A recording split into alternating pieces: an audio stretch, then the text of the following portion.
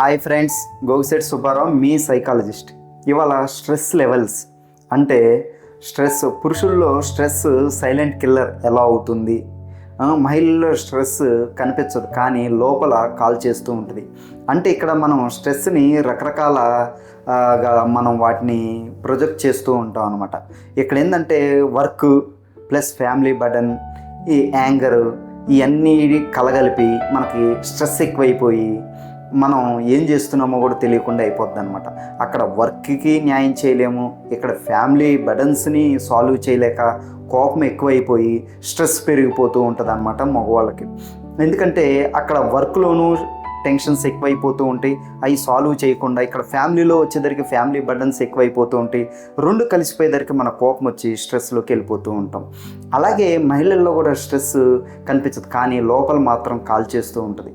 ఎందుకంటే వాళ్ళు multi tasking pressure ఎక్కువైపోతూ ఉంటుంది, ఎమోషనల్గా నెగ్లెక్ట్ చేస్తూ ఉంటారు అనమాట. ఎందుకంటే వీళ్ళు మల్టీ టాస్కింగ్, ఇంట్లో వర్క్ కానీ బయట వర్క్ కానీ పిల్లలను కానీ ఇలా మల్టీ టాస్కింగ్ ఒకేసారి రకరకాల పనులు చేస్తూ, ఇంట్లో చేస్తూ బయట చేస్తూ పిల్లలను చూసుకుంటూ ఇలాంటి రకరకాలుగా ఎక్కువైపోయి ఎమోషన్ని మనం పట్టించుకోకుండా వాళ్ళని మమ్మల్ని ఎవరు పట్టించుకోవట్లేదు, ఇన్ని పనులు చేస్తున్నా కానీ మాకు రెస్పెక్ట్ ఇవ్వట్లేదు, ఇట్లా రకరకాల ఎమోషనల్గా కూడా వాళ్ళు ఫీల్ అవుతూ ఉండటం వలన, పక్కన వాళ్ళు ఎవరు పట్టించుకోకపోవటం వలన కూడా, ఆడవాళ్ళు నెగ్లెక్ట్ అవ్వటం వలన కూడా వాళ్ళు స్ట్రెస్ పెరిగిపోతూ ఉంటుంది అనమాట.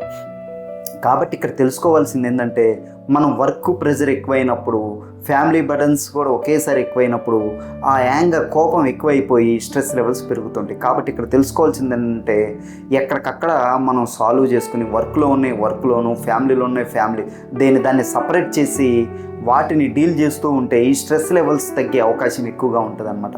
ఇక్కడ మహిళల్లో కూడా మల్టీ టాస్కింగ్ చేసేటప్పుడు వాళ్ళు ఎక్కువ ఫోకస్ చేయలేరన్నమాట, క్వాలిటీగా అవుట్పుట్ ఇవ్వలేరన్నమాట. ఇక్కడ గుర్తుపెట్టుకోవాల్సింది ఏంటంటే మల్టీ టాస్కింగ్ కన్నా ఉదంతరతోటి వర్క్ చేయటం చాలా ఇంపార్టెంట్. కానీ వాళ్ళు ఏంటంటే అన్నీ ఒకేసారి ఆ పని ఈ పని 1 by 1 switch on switch off లాగా చేసుకుంటూ వెళ్ళిపోతారు. దాంట్లో క్వాలిటీ లేకుండా వాళ్ళు అవుట్పుట్ రిజల్ట్ సరిగ్గా లేనప్పుడు, వాళ్ళు ఎక్స్పెక్ట్ చేసిన రిజల్ట్ ఎదుటి వాళ్ళు కూడా ఇవ్వనప్పుడు వాళ్ళు ఎమోషనల్గా ట్రిగ్గర్ అయ్యి స్ట్రెస్కి గురవుతూ ఉంటారన్నమాట.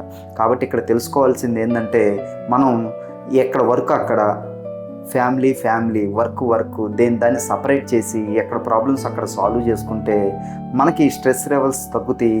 ఈ మల్టీ టాస్కింగ్లో కూడా మనం ప్లాన్గా ఒకటి చేసుకుంటే ఇక్కడ కూడా స్ట్రెస్ లెవెల్స్ తగ్గే అవకాశం ఉంటుంది అనమాట. కాబట్టి ఈ స్ట్రెస్ లెవెల్స్ని అన్నీ మిక్స్ చేయటం ద్వారా స్ట్రెస్ పెరిగిపోయి సొల్యూషన్ తర్వాత సంగతి మన బ్రెయిన్ సహకరించదన్నమాట ఏం చేయాలి ఏంటి అని.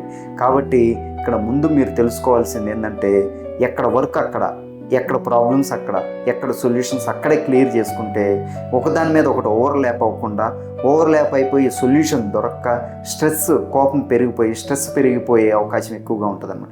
కాబట్టి మీరు ఏ వర్క్ ఆ వర్క్ సపరేట్ చేస్తే మాత్రం స్ట్రెస్ లెవెల్స్ తగ్గి మీరు సైకలాజికల్గా హెల్దీగా కాన్ఫిడెంట్గా ఉంటారనేది నేను ఇచ్చే మీకు గైడెన్స్ అనమాట.